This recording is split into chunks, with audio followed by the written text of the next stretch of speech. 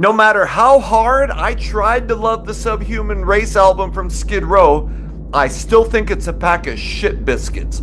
However, my buddy Patrick says it's his favorite album of all time. So, which one of us is the bigger douchebag? We discuss that next on the Hair Metal Guru. The hair metal guru from Warren to Crew. The hair metal guru. Never forget Charlie too. Welcome to the Hair Metal Guru. My name is Anthony. They call me the Guru, and yes, it's time that we went into a dark period in my musical life and in the musical life of Skid Row. However, a period that apparently gives Patrick about 17,000 boners because we are going to talk about Skid Row's Subhuman Race album. And with that, Patrick, welcome back to the show. Dude, thanks for having me to talk about the greatest album ever recorded. I really, after all the shit we've talked about, I just don't get. I can get you liking it. I understand your favorite album of all time. Mhm. I love it. I Okay, love it. It came, we've talked about before. I know Mariah said one time that, we all have an attachment to an album because of a time in our lives. And this album came to me at a very dark time in my life and got me through. And it's always been there. And I love everything about it. I got it on release day. It was an amazing experience getting it. I've just always adored this record. I think it's got some amazing writing on it. So I'm sorry you can't follow it. you don't have to tell me, but why were you going through a dark time? Oh And my God, there you was can so many pass. bad things happening in my life. My mother was dying, Okay. and I was going in my junior year of college or high school. Sorry, junior year of high school. Yep. It was just an intense, intense time in my life, and I didn't. I had a great group of friends, but that between my friends and my music was the only thing I had going for me. Sure. And this album just fucking killed. It was Okay. awesome, and I grew so attached to it. Um, it came out March 28th, 1995 on Atlantic Records. Um, I bought it the day it came out. I mean, I've said it a million times. There's not a band I identified with more than Skid Row, even though like bands like Warrant were catching up. I loved Slave to the Grind. And Mhm. 1995, these were such dark years for the music that we loved. So I was like, maybe Skid Row is the band that can bring us out of the doldrums of fucking grunge and everything. Their last album debuted at number one, and even though, it didn't have a ton of hits, Skid Row still, they were still talked about in the magazines a lot. Mhm. Amongst my friends, we were still huge fans, and I was like, here we go. So I buy that thing right away. And this is, it comes out March 28th. You know what? Ultraphobic came out March 7th, three Same one. weeks before. And I bought that the day it came out. And on the first couple listens, I was like, it's a little too grungy. What the fuck? But I kept at it, and Ultraphobic is now one of my favorite albums of all time. I love it. When I first played Skid Row, I was like, okay, well, I recognized right away that there was one, I recognized Breaking Down. Hmm. But you have you have no clue how hard I tried to love this thing. I kept thinking, well, maybe it's like Warrant, and I'm like, keep. And I even remember, even though I was like in my head, I was like, wait a minute, fuck, maybe it's not that good. I kept telling my friends, you gotta buy this album, because you're like, you You're want, excited. yes, and you want your favorite bands to do well on the Billboard charts. You want people saying, oh, look how successful the new Skid Row album is. It debuted at number 35, but even as I was suspecting each day after the release date, I was like, maybe it's not all that great. Like I said, I was still telling my friends, but I tried and tried, and it just never grabbed me. See, I had a completely different experience than you because my friends and I went and got it on release day. We, you would always read in Metal Edge about what the first single is going to be, but that really didn't matter for this record because it wasn't on MTV. But Right. my local radio station was playing Into Another. Now My Enemy was the first single, but Into Another actually got radio play, Hmm. and then Breaking Down also got airplay on the radio. Yep. So I remember specifically being in weightlifting, which I'm not a weightlifter. So I just fucking sat there with like the fucking bar, just like all day, just going 45 minutes do this fucking class. But I remember they would play 101 KUFO in Portland, and fucking every morning you would get Into Another. And I was like, well, fuck yeah, this is cool. And you know, it wasn't like the first year that I heard it, it was like, oh my God, every song's fucking awesome for me. This definitely grew over time on me. And this is just, to me, it's such a reach for them to go heavier. Yeah. And to me, they did great with it. Now, I hate the production on it, but I love the fucking record. Speaking of the production, they had Bob Rock. Bob Rock produced two of the biggest and best sounding albums of, well, fucking Dr. Feelgood. Even Hmm. Metallica was like, the Dr. Feelgood album is the best sounding album. And Tommy Lee was like, fucking Bob Rock. So they get Bob Rock to do the Black album. And so I'm like, what the fuck happened with the production and the songs? What? And I know you love him, but I was always thinking, why did Bob? You had to think Bob Rock had some power by that Bob time. Rock definitely had power, and he had his name behind him. So Yes. what he says goes. And if you don't like it, he doesn't do the job. So what I don't get is, again, for me, why Bob Rock didn't say, guys, the songs aren't here. See, from what I understand, the songs sound very different in their demos, Right. and that they couldn't, even the band didn't understand what the hell he was trying to do with the sound. And, Sebastian has gone on record in the last few years as saying Subhuman Race is our fucking Saint Anger, Right. because he was experimenting with that. Yep. Rachel Bolan said we didn't even know what the fuck Bob Rock wanted from us. Right. And I don't think Bob Rock knew what he wanted from Skid Row. Right. There's also been people who said Bob Rock really didn't want to do the Skid Row record, but he'd already kind of committed to it Right. and he did it. So I get it. And again, I'm not saying I think the production's just absolutely horrible, but it's muddy. Yeah. It's dark and dank, and it doesn't fit to me what you could have done with those songs with a much cleaner sound. And that's why you have the remixed versions on the greatest hits.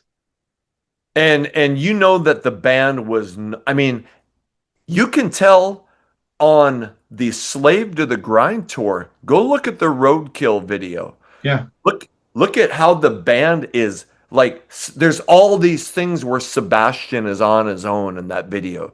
You can tell they are not getting along. for sure.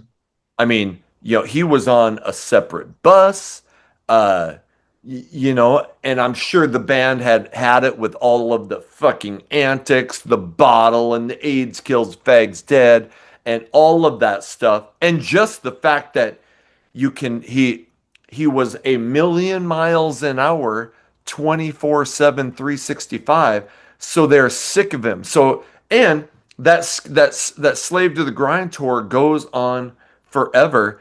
Can you imagine how they're like, okay, now we're gonna go sit in a studio with Sebastian Bach, and they're already hating him. I mean, you can tell I bet that was not a fun recording process. During Slave to the Grind, he started to insist on being a part of the songwriting. And for this record, he even pushed that envelope even further to be a part of the songwriting. Right. You know, and that is a group that we have talked about many times as saying we have our songwriting unit and it's Rachel and Snake. Yeah. And they don't like they're very much, not interested in a third songwriter. Right. So for him to be pushing his way in there, imagine that. here's this great team that works together and writes hits. And now you've got this guy coming in who that you really don't want to be working with. And on top of it, you had to basically ask him to travel separately for a year and a half because you didn't want to be around him. I'm sure it was a pretty stressful endeavor for them. And while they are what created the sound of Skid Row, unfortunately, at least for them, to everyone else, Sebastian Bach was Skid Row. Mm-hmm. He was the face of the band. He was the voice of the band. He was the attitude of the band. He was the Right. speaker of the band. And if you're Snake and Rachel, while at first you're probably like, oh wow, we got our dynamic rock star, there probably comes a point where you're like, listen here. We fucking wrote all those songs. We created him. He did not create us. We were a band with a different singer before. Yeah, exactly. So, Um, so I can and like Scotty Hill was never going to create a ruckus. You can tell no. he seems like a guy who's like, you know what? I feel pretty fucking fortunate to be in a band that had, a 5 times platinum album and I got to play all these great songs. I'm not gonna start shit about wanting to be part of the creative process. But Sebastian's head would and through no fault of his own, there's no way the average 19, 20-year-old could handle everything that was thrown at him No, and no. and stay even keel and be like, he had to start believing, like, look, I'm what made this band, and I know that songwriting is where the money is at, and I think since you guys were nowhere without me, I think you should allow me into this process because he wants to be known as a creative force besides just the voice. There's things he has said over the years that, he says that he wrote the Slave to the Grind riff by just humming it along and they played it. Chugga chugga chugga chugga chugga chugga. Yeah, yeah, exactly. Like he says that he wrote the breakdown in Monkey Business with Snake, all these other things, and you don't hear Snake talk about it. Yeah. And he's always on this quest to validate himself as an artist. Yeah. And he doesn't want to be known as Vince Neil. And he does have, let me look here. I think he's got 5 co-writes on the record. He's got one, two, 1, 2, 3, 4, 5. Yeah, he's got 5 co-writes on the Subhuman Race record. And from what I understand, those co-writes are nominal, Oh, I'm meaning very I'm little. I'm sure you know what I bet happened is someone in management said, Snake, Rachel, just fucking throw him a bone. Right. Make Okay, him shut up. so he'll shut up and we can have peace in the band. And they probably did it. And I know Yeah. we're kind of getting off track because we're talking, but this is about the relationship and the creative tension that is brought to the Subhuman Race Right. album. So now I want to bring up this. I saw them for the first time in 1992 with Pantera at the Fargo Civic in Fargo, and I was like, who the fuck is this Pantera? Who's Pantera? Who's I was Pantera? Pantera. Who's Pantera? Um, but do you think that tour, because obviously Subhuman Race is dramatically heavier, do you think playing with Pantera kind of steered them towards that direction on Subhuman Race? For sure. They also played with Soundgarden. Yep. So, you know, they were getting, obviously they got heavier on Slave. So the progression makes sense to go that heavy. But they wanted to go even more extreme, I think, after being on the road with Pantera. And so many people have said that Pantera upstaged them. Yeah. And, that would be the last time that Pantera ever opened for anybody. Yeah. So, um, you know, I have no doubt that they were inspired to be a heavier band by their surroundings.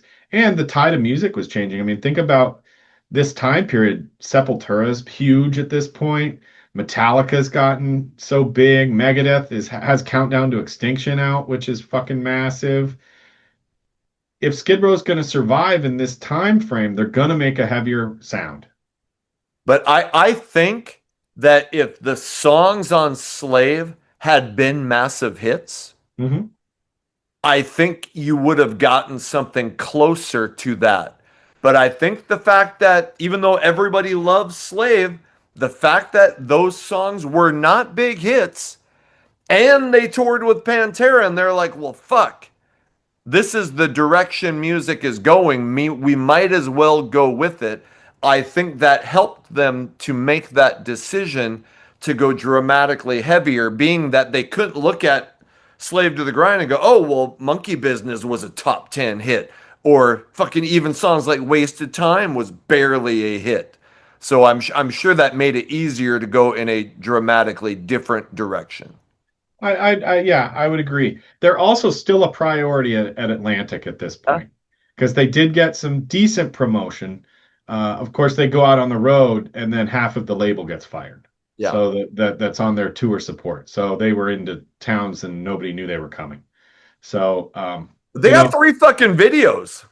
three fucking videos is right. And now they weren't the highest quality videos, but one of those songs, Breaking Down, also gets placed in a pretty large movie for the time with the prophecy. So Yep. Yeah. So okay. So anyway, yeah, I just was so disappointed in and looking at my background, the first thing I noticed when I got it is like I was like, where the fuck's the logo? it's there. You're like, it's kind of you can kind of see the The back, outline. but it was like we are trying to distance our and what band that was famous in the late 80s wasn't trying to distance themselves from their earlier. So anyway, I just Well, remember, look at the outfits behind me. You know, yeah, there yes, is a dramatic physical change. Rachel Bolan cuts his hair. yep, You know, the only one who was still flying kind of the rock flag there was Rob Afuso and Sebastian, and even Sebastian had changed his look. You know, gone were the leather pants and the leather right. outfits, replaced by incredibly tight short shorts, Converse All Stars, and you know, some odd outfits. I'll say and okay, I'll say this. One of the things that lost me on this album is I I have heard, and tell me if you've heard this, that when he was singing, that when they were recording the Slave to the Grind album, is that he pushed himself so hard vocally that he actually maybe did some damage. So I don't hear the same singer on Slave to the Grind or the debut. And maybe it's just because the songs are so different, but I feel like I don't hear the same singer on Subhuman Race as I did on the first two albums. I think there's two reasons for that. I don't think you're wrong about the vocal damage. Yeah, Okay. Plus, he had spent 2 years on tour screaming. right, Okay. And probably not taking care of himself. right, Okay. But the other reason is this is the first album they did without Michael Wagner. right. So, you know, obviously Bob Rock's doing something completely different because there's, you know, outside of Saint Anger, there's not another album he did with such a weird production style, Right. but at least that I know of. But I agree with you. You know, Sebastian is not singing the same. I'm sure he did some vocal damage to himself. He's probably in his mid to late 20s at this point, and very much, you know, out of control. Sure. Of course. Of course. Um, the fucking album debuted at number 35, which for 1995 to have a top 40 album, I thought, I mean, looking back, that's actually kind of shocking at how well it opened up. I'm sure it fell off a cliff after that, Yeah, but it didn't last there. it started off pretty well. Yeah, So, okay. How about we go through the tracks and let's we'll do talk about them one by one and hopefully I don't throw up. Okay. it. Starts off with My Enemy. I'll let you start. He sounds so excited. I love this song. It's heavy.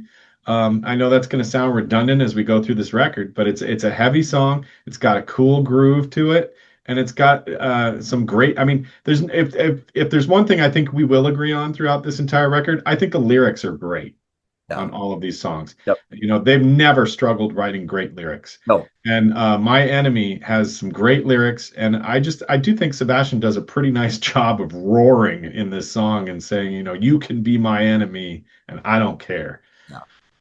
Um, I listened to this and I just wrote down my first thoughts as I was go. So here's what I wrote. I hear that first riff and I'm like, well, that's different. It's not bad, but it's not what I'm expecting. And then Baz's voice comes in and again it sounds different. The chorus isn't bad, but then I get done with it and I'm like, do I really want to hear this again? No. And this is actually one of the better songs on the album. So it's not promising for my start, okay, but it's not the worst song on the album. Track Right. number 2 is Fire Sign. I hear the major grunge influence big time in this. Like there's either grunge or 1995 alternative sounds all over this. So there's a big grunge influence. This isn't, again, it's not bad, but it's not good. I don't hate it, but there's a couple songs on this album that I do like. I'll get to them. So I'm kind of like, you know, I listen to this and I'm like, okay, I'm done with it. To me, this is the best sounding Soundgarden song I've ever heard. And I hate Soundgarden. So, you know, I know people will probably barf in their hands about that, but I don't like Soundgarden. But I think Skid Row does a nice Soundgarden song here, and I love this song. I think the melody that he sings the chorus with is beautiful. There's so many elements to it that I do enjoy about it, and I think, you know, one thing I'd like to point out about this whole record that might enlighten people as to why I really care so much is if you look at a lot of the controversial albums that I like that we've talked about on this channel before, it's because bands took a chance. I love Def Leppard's Slang, favorite Def Leppard album. This record, um, you know, I like when bands take a chance instead of writing the same album over and over again. And so that's what you get. See, he likes when albums take a chance. I like it when bands just go, fuck, you know what? That worked the last time. Let's do that again. Flow AC/DC. Okay. Right. And it's worked for them for years. Right. Um, like I do like growth. There's growth on Cherry Pie to Dog Eat Dog. For sure. And Dog Eat Dog is my favorite Warrant album. I feel, and there's a huge amount of growth on the debut Skid Row album to Slave to the Grind. Oh, big time. But this thing, it just went, to me, instead of growing, it just went off into left field. So okay, but that's all right. Song number 3 is Bonehead. Go ahead and start her off. Love it. Heavy, fantastic, incredibly fast paced. This was one that I get the Riot Act feels from. I think it's clearly a song that could have been on, of all of these songs, this is the one that could have still been on Slave to the Grind. I love punk, and that opening riff is total punk. It's angry, it's fast, it's ferocious, but, and I wrote this down, where is the Sebastian voice that we heard on Slave to the Grind? It's just, whereas like Riot Act is one of my favorite songs on Slave to the Grind. That's a total punk song. This doesn't, you know, I'm not like, all right, can't wait to hear that again. It's just here today and gone later today. Sure. All right. Track number 4 is Beat Yourself Blind, which is probably what you do every night when you're home alone. Every night. You know what I'm saying? The opening is so alternative and grunge, and I even hear like some Soundgarden doo-doo little riff that you heard on. Now I can't remember the name of the Soundgarden song. You disagree? I fucking love Beat Yourself Blind. Okay. This song fucking rules. And the chorus is Bass just screaming himself like crazy, but there's no melody to it. It's just screaming for screaming's sake. I don't get it. See, this is where I don't understand you at all. And that's because as he's screaming, beat yourself blind, in the background is Snake and Scotty with two fucking buzzsaw guitars that are just killing it in the background with amazing riffs. I just don't understand you. You know what? This is a fantastic Skid Row song. I thought I knew you, but I don't know you anymore. Watch as the band breaks up right here on TV. We'll see if we'll see if he appears on the channel ever again after this. Right, I just set myself right off the channel. So this Uh, is it's a great song, man. I love Beat Yourself Blind. Heavy as fuck. It's probably oh, so blind. Yeah. Ugh. oh, I fucking love it. It's a great song. Okay. See, now we're upsetting Charlie because she knows that song sucks. Where you at? There you are. Okay. Track number 5. Okay, Eileen. I'll start here because again, grungy alternative intro, but it's catchy. I mean, there was some alternative music that I did like in the mid 90s. You know, it's not like and there was some grunge shit that I liked. There was some Alice. I never really got into Soundgarden, but there were some Alice in Chains songs I got into. There was some shit I liked. This is one of my 3 favorite songs on this album. It's catchy. And when I first got this thing, this was the first song because I was listening to it, and I was like, okay, Eileen, I can work with. Eileen has something here that I can get behind. Oh my God. The last like minute of Eileen, when the fucking guitar, there's the time change and the guitar changes on it, and he's screaming, "Ah, no!" I mean, oh fuck, that's just fucking epic. I probably one of my favorite parts of the entire record is Eileen. Yeah. I mean, that song is just so killer, and there's some melodies in there that Sebastian's just sings that are beautiful. I've heard Snake talk about when they wrote that song was about a woman that growing up had some mental issues in the neighborhood and used to, literally talk to trees and whatnot. Yep. Holy fuck. I love Eileen. I think it's one of their most experimental songs that they did. You're right on the lyrics. I mean, the lyrics are great, but it just the musically and again, it's not that I think Sebastian sounds bad. I just don't hear the Sebastian that I fell in love with. So, Sure, totally understandable. track number 6 remains to be seen. I'll let you start her off. Fucking heavy again. I know I said I was going to sound redundant, but God, I love Remains to be Seen. Punky. It's punky. It's aggressive. And really, the one of the things that I do love about, we talked about the muddy production. There is a great guitar tone on Scotty and Snake here, where it's buzzsaw guitar, and it sounds like they're fucking chopping through trees, and it's crazy good. And I love Remains to be Seen. I think Sebastian wails on it too. Okay, remains to be seen. Remains to be seen if I ever fucking listen to this song again because it's complete filler. Oh, The song does not make me think at all. Like other songs, even if I don't like them, I have opinions on them. I just remains to be seen was it just always like, okay, I get about 30 seconds in and I'm like, okay, fucking skip. Ugh.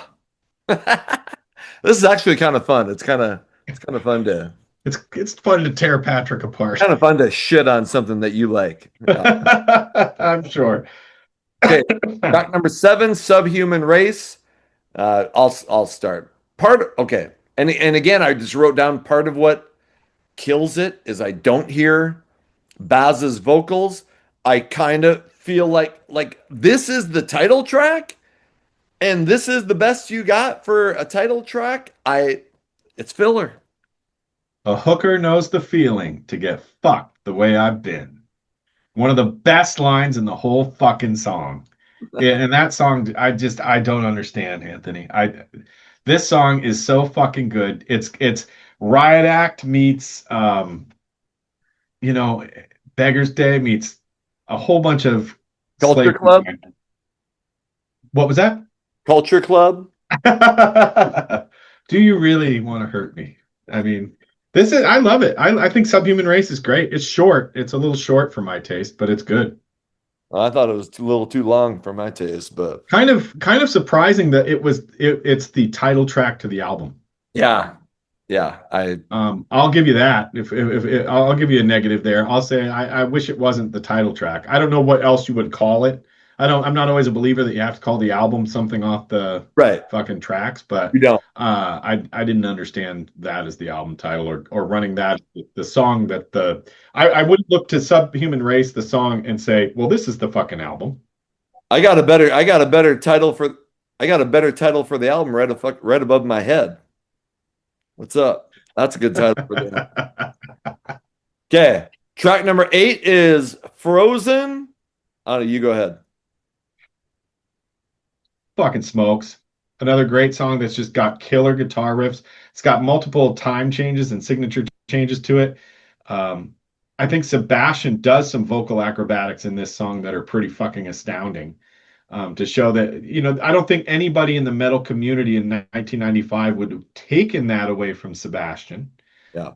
I think Skid Row was one of the bands that somehow managed to hold on to their credibility until this record was released. So, they weren't a laughing stock of the metal community when it came out. And I think part of that is Sebastian's vocal range. Yeah. And I think on Frozen, he definitely displayed that he still had it. Even in fucking 1993, I remember they were still in all the fucking magazines, People would talk about Sure. Bro all the time. When's the next album coming out? Blah blah blah. And Hmm. fuck, it took 4 years for the follow-up to Slave to the Grind. I mean, if this comes out in 93, it performs dramatically better, you know. I've never thought about that. What you're saying is if Subhuman Race comes up in 93, would it have performed better? I think it would have gone gold and been more like Motley Crue's 94 album, at least in terms of success. I'm not saying that Yes. people are going to like it better, but it would have sold more copies. There would have been a lot more promotion and a lot more people behind Skid Row having a new product Hmm. in 1993 than there was going to be by 1995. Even fuck, they were playing some big festivals Yeah. overseas, and I remember hearing like people were like kind of like, what's Skid Row doing here, but not they still had a lot of goodwill in the metal community, but there Sure. was there was a lot of places where they were just kind of associated with being another 80s rock band. Absolutely. Absolutely. And it's from this track Frozen forward that this album, in my opinion, becomes my favorite record ever. Okay. Okay, I think about Frozen. I don't mind Alice in Chains, but I don't want to hear Skid Row doing Alice in Chains. And that's what this song is. It's not horrible, but you can't, that opening riff is such an Alice in Chains riff. It's it's okay, but it's not that great. Oh, I so disagree with you. I just think that opening guitar riff's fucking epic. How does this fucker like In Excess? He likes In Excess and Milli Vanilli, and Subhuman Race is his favorite album of all time. Are you fucking shitting me? And I love John Denver. I fucking love John Denver. Did you know that? So then get on the fucking train here. Fucking love John Denver. I do too. John Denver would shit on this album. Okay, John Denver would never listen to this album. that's right. Right. John Denver has some brains. Okay. All right. Track number 9, Into Another. Okay, here is another song that is in my top 3. Again, very alternative intro, but it's catchy. And this and Eileen and one other song, which you probably already know, are my top 3 songs. I actually kind of like Into Another. This one was the one that as I said earlier, was on the radio in Portland when I was in high school. And it stayed in rotation on the radio for a better part of the year, which was kind of cool. Had a music video as well. Yep. And which I think it got played on MTV a few times. I know my friend had there used to be a show on MTV late at night that was called Dream Time. Yeah. And we used to when we heard that this would be in rotation, we started all taping overnight to see it, and we finally saw it once or twice. So it definitely got played once or twice in the middle of the night, which was a recipe for success for Guns N' Roses, but didn't not for Yeah. us. So, You, but you, I you- love this song. I think Into Another's great. It has it's certainly. I think you'll agree with this. I know you said it's one of your favorites from the record, but it didn't punch me in the face the first time and go, "Holy shit, this is great." It took a little while to get used to it, and now I like it a lot. I still don't know if I think it's great. It's pretty good. Yeah, it's well written. I'll give it that. I don't know if this exists, but and if it doesn't, it should. But what would be awesome to know is like if MTV had a what do you call it? A list of every song that was ever played and how many times. You know, I'd love to go, oh, Into Another was played 3 times, or maybe it was played 10. Right. You know, it'd be kind of fun Ah, God, it'd be great to see that. to go look and see the numbers. Like, okay, from 5,000 times to, oh, these songs were only played once. It'd be kind of fun to look at some of the Oh songs. God, that would be so cool. Would be Yeah. great. Okay. Track number 10, Face Against My Soul. What do you think? Favorite song on the record. Jeez. Love it. I don't understand how you can shake your head because it has such a catchy fucking chorus. Oh, Look at how disappointed you are with this album. I yes. just think this song fucking rules. Face Against My Soul is awesome. It's got a catchy fucking chorus. The music's incredible. The guitar solo in the song is killer. Don't listen to Anthony. Check it out for yourself. Here's what I wrote. Another song I have no opinion on. Complete filler. This is why this is the best show on YouTube because you can't get two more different opinions of something. That's true. That's true. Okay. Song number 11 is Medicine Jar. Here's what I wrote. Just another heavy ass song that is heavy for the sake of being heavy, which is Here's just another song with an incredible groove, with driving guitars. Once it really gets fucking in there, and it's it's a fucking killer. And Sebastian's wailing in that song. I'm wailing and listening to you fucking talk about this shit, but You'll I'm be wailing later when you fucking regret saying what you said.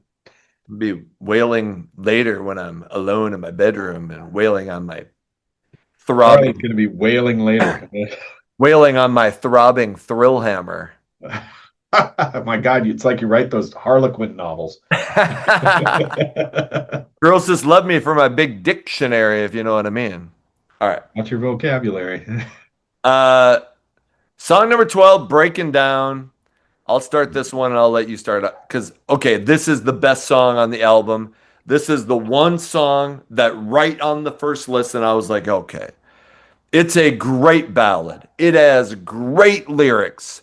It still kind of has an alternative lane to it. It kind of sounds like some alternative ballads that you would have heard back in the day, but it doesn't matter because it's done so well. It's always been my favorite song on the album, and it is the only legitimately great song on Subhuman Race.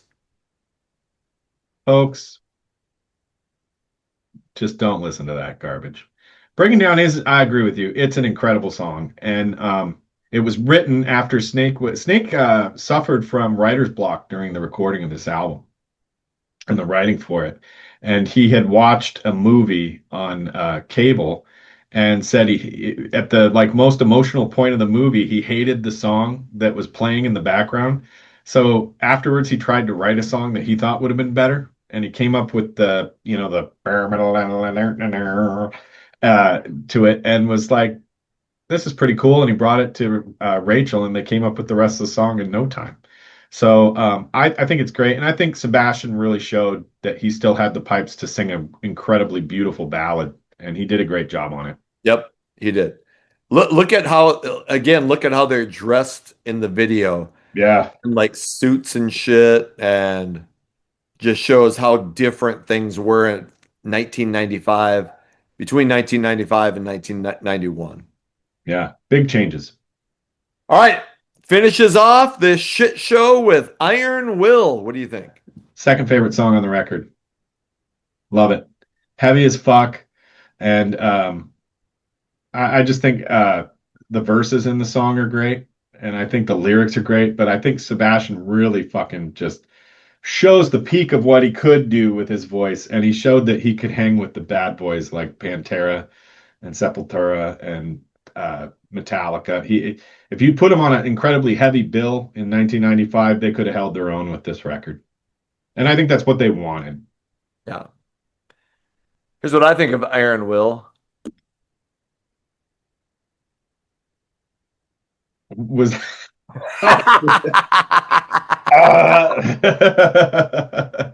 I think Iron Will fucking shreds. I can't believe you did. Well, you don't traditionally like incredibly heavy things, so No, I don't. This and I early in the career of the channel, I ranked the Skid Row albums. It was probably the fourth video I did, somewhere around there. And I remember saying this thing is so fucking heavy all over the place. I mean, I I like Metallica Black Album heavy. I like Metallica Master of Puppets heavy. I like Skid Row Slave to the Grind heavy. This went to a in my opinion another type of heavy where I just don't hear the melody that I heard on those albums is my problem. And you fucking hear it, which means you're a fucking retard. No, I'm just kidding. I love retards. I just watch yeah on YouTube there's something about Mary Oh is God, yeah, those crazy one of the bands. free movies. And he's like, yeah, but my real passion is my blah. And she's like, oh, what do you do? I work with retards. Yeah, we got this one kid, Mongo.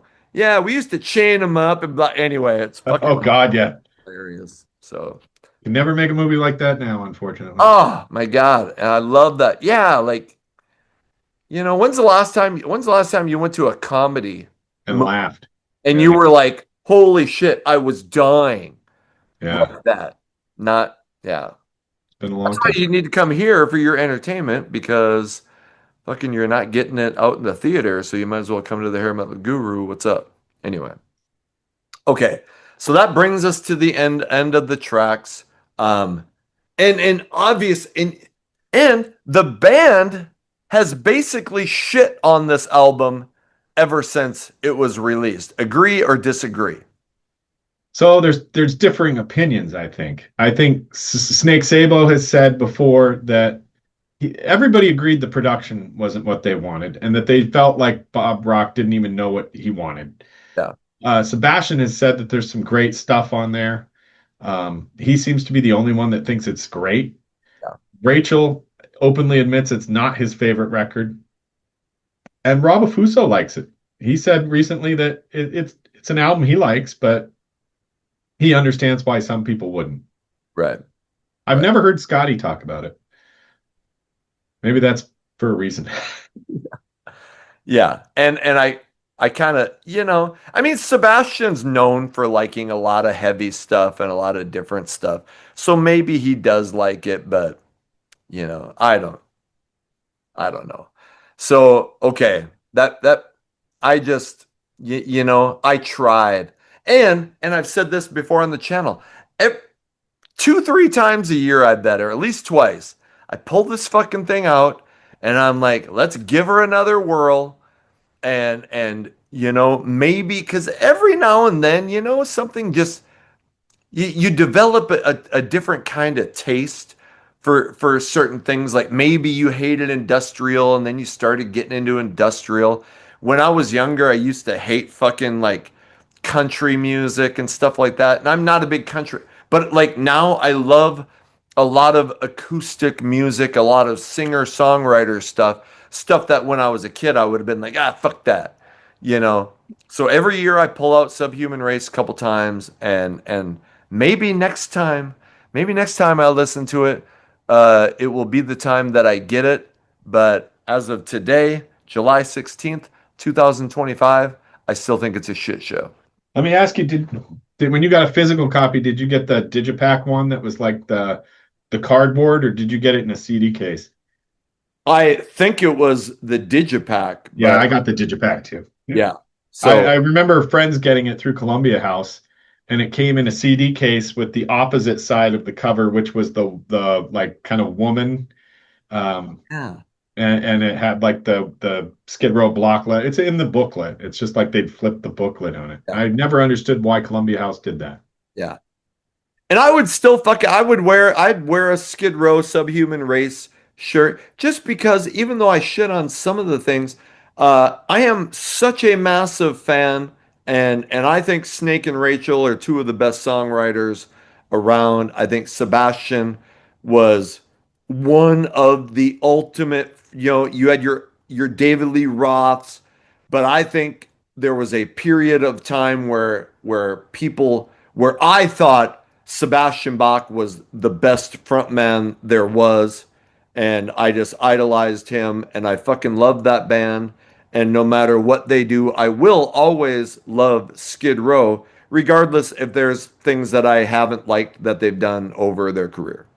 Sure, this is my favorite record of all time. Like I said, and I'll echo what Mariah had said on an earlier episode where I divulged that this was my favorite, is that certain albums attach themselves to certain times in your life, and whether or not anybody else agrees with you doesn't fucking matter because it will always be your favorite. And certainly in the Skid Row catalog, this is my favorite song favorite album, followed very closely by Thick Skin, and then Slave to the Grind. So. I should have asked this earlier, but what are your top my because I think I said my top three songs. I lean into another and breaking down. What are your top three songs on this album? Oh God. Face Against My Soul, Iron Will, either Beat Yourself Blind or Frozen. You Okay. just say, I love you, man. I love you. Because you fucking bust my balls left and right on it. That's cool. Uh, My favorite fucking record of all time, man. it's a good So thing. fucking good. It's a good thing I didn't eat before we recorded this because I might have been like, Okay, hey, we would love it if you went in the comments. Let us know your thoughts on Skid Row's Subhuman Race album. Let us know who's the bigger douchebag in this scenario, if it's me or if it's Patrick. So with that, Patrick, even though I bust your balls, you're awesome, and I do appreciate your love for Subhuman Race. Thanks for coming on, man. Dude, what makes this channel better than everything else is the fact that conversations like this happen, and that there's so many different opinions, and also all of the viewers who put comments in there and talk about these. It's like we're all having one big discussion, and that makes this channel the best channel on YouTube. Thanks for having me on, man. You absolutely. And to all the and I always ask for comments. I have been doing a little bit better about responding to people. So if I don't get to your comment, I really do apologize. It really does matter to me that people feel like I am there to interact with them. So I will keep trying. Anyway, yes, let us know your thoughts in the comments. Hey, like, subscribe, what the hell, ring the bell. And hey, whatever you can do to support the channel. Truly, I absolutely do appreciate you being here. Until the next video comes out, my name is Anthony. They call me the Guru, and Subhuman Race is a shit show. It fucking rules. Hey, take care. We'll see you next time.